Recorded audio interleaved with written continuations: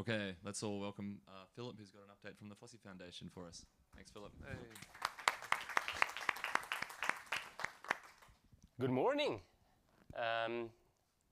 So the talk is titled The FOSSi Foundation is here for you, and that's quite literal in that conference because there is coffee and snacks and everything else. But there is more to it. So maybe just since I actually stumbled across some people that kind of didn't know me or just know me from the internet, so that's the face to it. So I do CocoaDB, and I did a bit of low risk before and OpenTitan, and I've done a fair amount of open source in the past, and I'm now with IBM, so that's kind of me in a very short version. So we're all doing here open source, free and open source. That's a free and open source silicon foundation, what we here kind of gathering under. And I mean, open source and free software, pretty similar in at least the way we're looking at here. So it gives you a couple freedoms to run software or hardware, to study them, to redistribute them, and also distribute copies of modified versions. I mean, that's the basic things that free and open source kind of entail. And by the way, it might sound kind of completely boring to you here. When we talk to people in various other contexts, that it sometimes comes as a surprise. Kind of the label open can be tagged onto just about anything. And kind of if we then talk about open source, it's kind of that's what we mean, and that's what open source kind of means. It's not necessarily what others kind of try to attach to it. So it's from time to time good to just remember that again. And the licenses we have all are kind of the way to express that.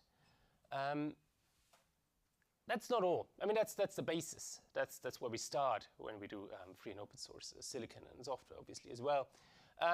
So you start with your kind of the software or the hardware, and that has these certain kind of permissions or things you can do with it. But what you want, actually, is that you form a way for people to really openly participate on just about all the things that you or somebody else is developing. So we want kind of really that open participation to happen. What do you need for that? You need much more than just a piece of software or hardware that you put on GitHub or a random place and attach a license to. That's where you start. But then it becomes interesting. You want to make sure that you have a way to communicate with others. If there's kind of just a company that puts out some open source code, but all the development discussions happen internally, sure, you can see the source code. There's some value to that. But you're not feeling very compelled to contribute to that, for example, because you don't even see where the design discussions are going or why things are the way they are. So kind of there is your need for some open communication channels. Build and test infrastructure. If there is just a code, you can't build it. Maybe that's just medium useful. Access for tools. We had that in the community that we're here in for a very, very long time. We just heard about very later kind of gaining more and more features. If you had a super nice, huge UVM test environment that only ran on one of the big three simulators, man, it's useful to some, but it's maybe not as useful as it could be. Documentation, design documentation, kind of why are things the way they are, not just the output of these discussions. Have the licensing clear. I mean, everybody should understand that by now. So all of that comes together to really enable people to openly participate on a certain piece of software or hardware. And that's a lot. That's asking a lot. And if I tell somebody, yeah, that's what you need to do, they say, no, I'm not going to start. I'm just leave things as they are. And that's where really the FOSSi Foundation comes in. We try to make it as easy as possible for people who are new to the community and for all of those who can really form that community. And it took us a while to kind of really come to a shortish statement that kind of encompasses that also. I just printed it in total because it took us a couple days to get that together, so we need to use it whenever we can. So we're here to promote and protect the open source silicon movement. It's events, education programs, working groups. We support initiatives and collaborators, and we are a not-for-profit. So that's kind of the summary. And you can find that on the homepage as well, so you don't need to remember it by now, and there is no quiz in the end. But let's actually kind of fill that with a bit more detail and context. We do conferences. We're all here. That's pretty obvious then. This is the map of the ORConf conferences that we are doing, and that's the thing that kind of started the whole FOSSi Foundation movement as well. There have been some. ORConf has traditionally been in Europe, so that's still the case.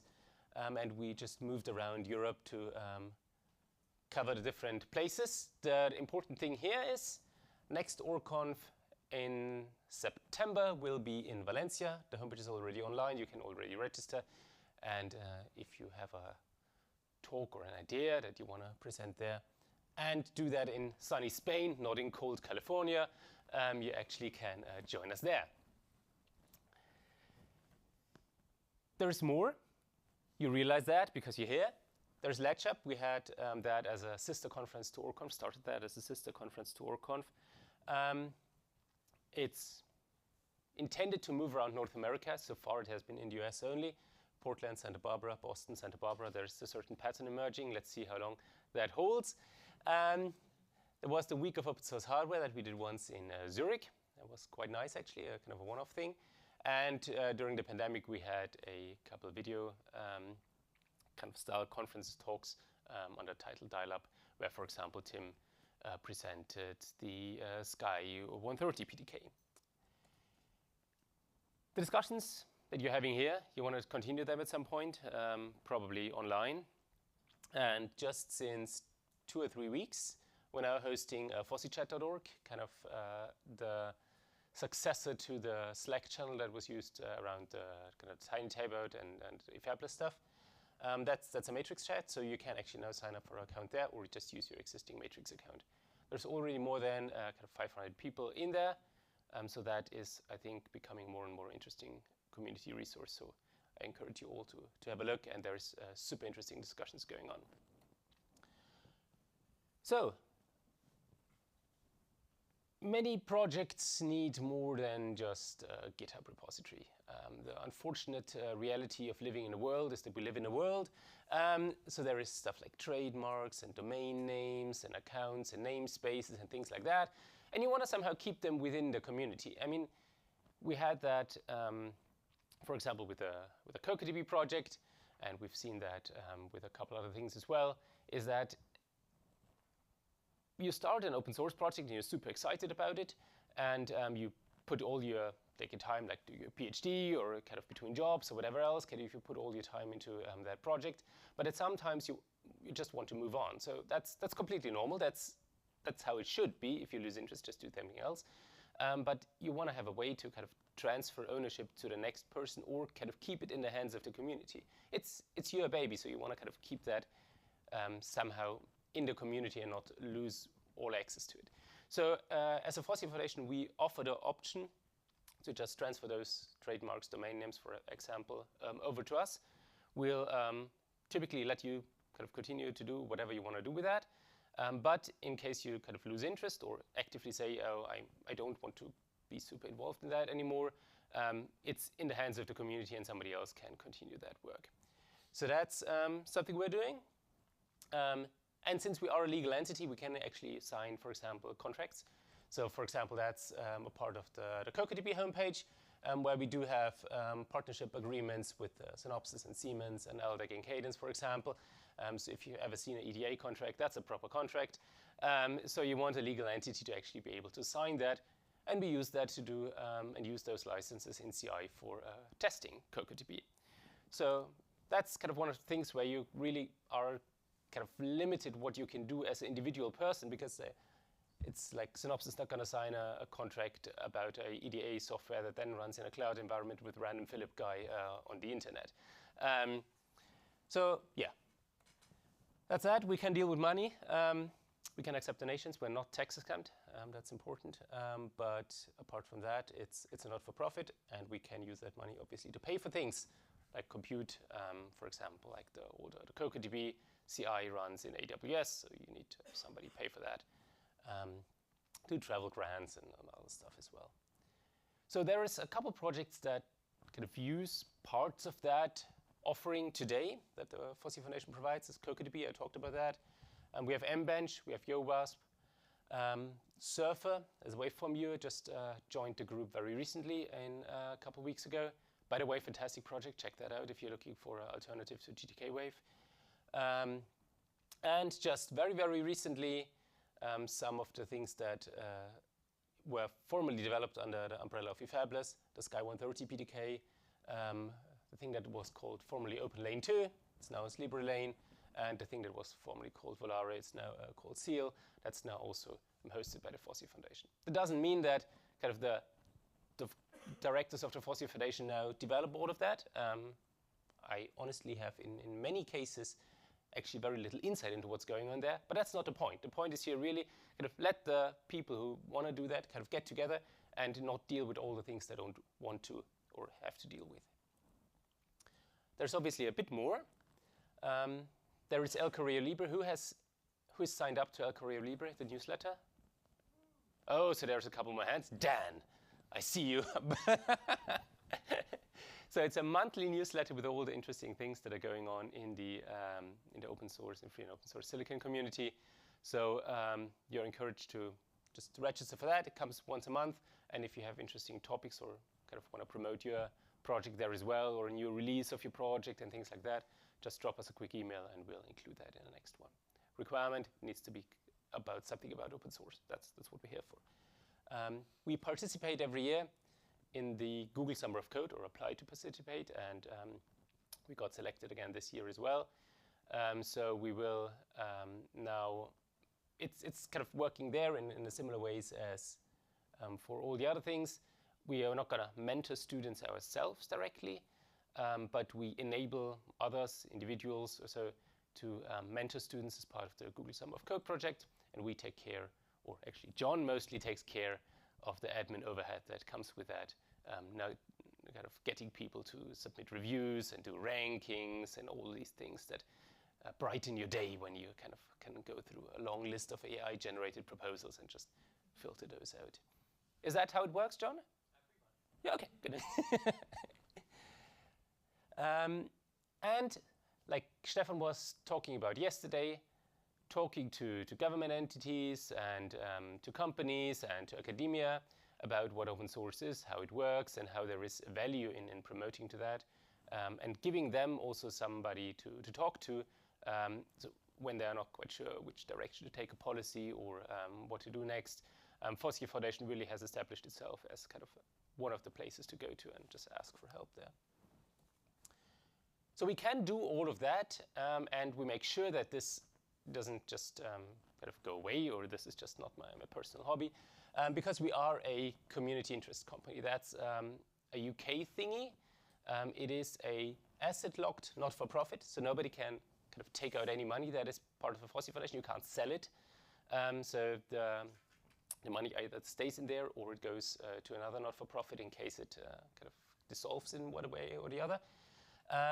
But apart from that, it's pretty low overhead. There is, or kind of low rules that come with that.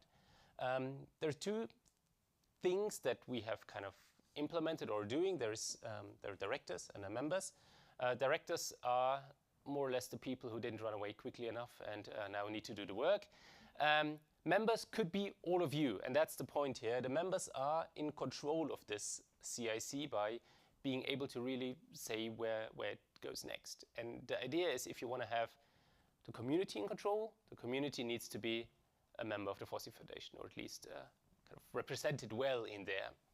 So membership is free, and it's kind of doesn't come with any strings attached. There is the minimum thing that happens is there's an annual general assembly, and you'll get an invitation to join, and you can, and if you don't, that's also okay. It's virtual. So everybody who's here and doing open source and free and open source silicon, you're absolutely welcome to join the FOSSi Foundation, to just talk to one of us, and we'll just add you to the list, and you'll receive at least one email a year. That's all there is. But we really want kind of the community to be represented in there. And then if kind of you want things move in a certain direction or actually do more, you're even more welcome to do so, because none of the things we do necessarily need to be done by me or Stefan or John. So if somebody wants to do GSOC admin, there you go, you can. So that's Robert Dennard. There is no end to scaling. There is no end to scaling. That would be nice. There's an end to scaling, but there's no end to creativity. And that's the thing we can do with open source. Really enable a much broader set of people to be creative with the things that we have built and the things they might build in the future. So that's what really open source enables, and that's what the FOSSi Foundation helps you doing. You're already doing that today. Thank you. We are successful because you're all here, because you all did great stuff in the past, and I hope it will just continue going on like that. Thank you.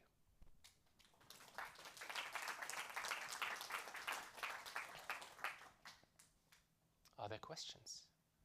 Any questions for Philipp? Do I have a question? Does Julius have a question? No.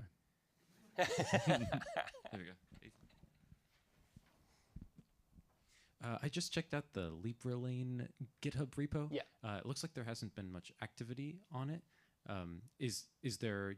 I'm just one. I guess it's not super related to this talk exactly, but like, do you know if there is efforts to like keep maintaining kind of the things that were closed by eFabless? So the Sky move and the LibraLane and the Seal and Volare stuff, it's super fresh. So the repos have been recreated. They can't be moved. And they have been recreated like last week, and they're still in the process of being recreated. So currently Leo and Don and others are working on just getting stuff moved over. And so this is just a phase of transition at the moment. So they actively intend to continue developing on that, and kind of all the community that has been around that is just in the process of moving at the moment. It's kind of exactly these situations that kind of having kind of the FOSSi Foundation be kind of owner of these projects in kind of the, at least in a backup sense, is that if things change for whatever reason, you can still kind of move that stuff over without having to start from scratch or jumping through hoops and things like that. Yeah, cool. I do have a comment, which is that I highly recommend you sign up to El Correo Libre. Like, even every time I read that, I find out stuff that's going on. It's well written and informative and monthly, so it's like not spam. Oh, cool. They're archived on our site as well. Yeah, they're on the FOSSi Foundation blog as well. So if you want to read back the last 50 editions. Yeah, it's good stuff. Cool. All right, why don't we leave it there? Thanks for the update, Philipp. Appreciate it. Cheers. Thank you.